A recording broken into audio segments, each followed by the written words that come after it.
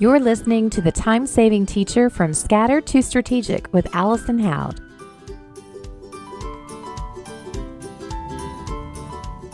Somewhere out there is a teacher who once put an entire class list in the to field instead of BCC. Hit send and watch 28 parents accidentally start replying to each other all morning about a permission slip. If that story makes you wince just a little, today's episode is for you. Before your first week of school gets going, I want to help you build your entire email system one time so that every year after this one, it just works. Hi, I'm Allison Howd, that tech-savvy teacher, and this is the Time-Saving Teacher from Scattered to Strategic. Here's the thing about the first week of school. You are going to send more emails in those 5 days than almost any other week of the year. Welcome notes, permission slips, a missing assignment here, a quick concern there. And if you're starting every single one of those from a blank screen, that's real time you're spending over and over on something you could have set up once. So let's talk about two things. First, how you actually email your whole class at once without it turning into a mess. And second, 5 templates so you're never staring at a cursor trying to figure out how to phrase a behavior email at 8 o'clock at night. So let's start with the list. If you use Gmail, go to your contacts page, add all of your families as contacts, select them, and create a label, something like your room number in the school year. And from that point on, whenever you're writing an email, you just type that label name into the BCC field, and Gmail pulls in the whole group automatically. If you're on Outlook on a computer, this is called a contact group. You name it, add your members either by typing them in or pulling them from your existing contacts, save it, and the same thing happens. Type the group name into BCC and it expands to everyone. If you're using Outlook in a browser instead of the installed program, look for something called a contact list instead. It's a slightly different name, but the same idea. And if all that seems like more setup than you want to deal with right now, that is completely fine. You don't need a group at all.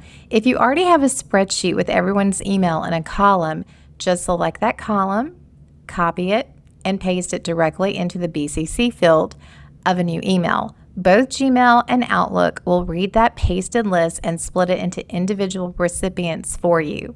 Now, here's the one rule I want you to actually remember out of this whole episode. Never, under any circumstances, put a class list in the to field. I don't care how you built your list, group, spreadsheet, typed it in one at a time, it does not matter. Everyone goes in BCC, and you can just leave the to field blank. That's genuinely all it takes. Some people will tell you to put your own email address in the to field instead of leaving it empty, mostly so the message doesn't look like spam to certain filters, and that's a fine option if you want it. Personally, I just leave it blank, and it's never caused a problem. Either way, every family's email address stays private from every other family, and if someone hits reply, it comes back to you and only you, not the entire class. Skip BCC altogether, and you're the reason 28 parents just got each other's personal email addresses and possibly each other's replies all in one afternoon. Okay, so our list is built. Now the templates. So I've got 5 of them ready for you in the show notes, and honestly, they cover most of what shows up in your inbox that first month. A welcome email for the beginning of the year, one you can tweak slightly and reuse every August. A missing assignment note so you're not rewriting the same sentence 15 different ways depending on the student. A behavior concern email worded so it stays factual instead of accusatory. A dress code reminder for when that inevitably comes up, because you know they do. And a field trip email with all the logistics parents actually need: permission slip, cost, what to bring, pickup, and drop-off times. There's also 2 bonus templates in there, a meeting request and a grade concern check-in for when you need something a little more specific. So here's the one thing I need you to promise me before you use any of these. Read the whole email before you hit send and make sure every single bracket got filled in. Every one. A leftover placeholder, a student's name that didn't get swapped out, a date that still says the word date in brackets. That is the fastest way to make a family wonder if you're actually paying attention to their student specifically or just mass produce emails. It takes 30 seconds to read back through what you wrote. That 30 seconds is what makes the template feel personal instead of generic. So here's what to walk away with today. Build your class email list once in Gmail, in Outlook, or honestly, just a spreadsheet column you can keep handy. Always BCC, never two, no exceptions. And before you send any template, read it all the way through and make sure every bracket is filled in with real information.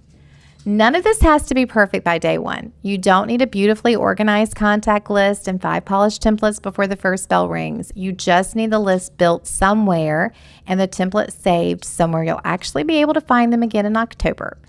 When the first week is a distant memory and you're grateful you don't have to write that missing assignment email from scratch for the 100th time. Everything we talked about today, all 5 templates ready to copy, the 2 bonus ones, and a full walkthrough PDF for setting this up in both Gmail and Outlook, it's all linked in the show notes. New episode next Tuesday, 10 minutes, 1 strategy. I'm Allison Howd. This is the time-saving teacher from Scattered to Strategic. Let's go. Every episode comes with a free resource to go with it. So you don't just hear the idea, you can actually use it. You'll find today's download linked right in the episode description. Grab it, no email required. And if this episode helped, the best thing you can do is hit subscribe so you don't miss next Tuesday.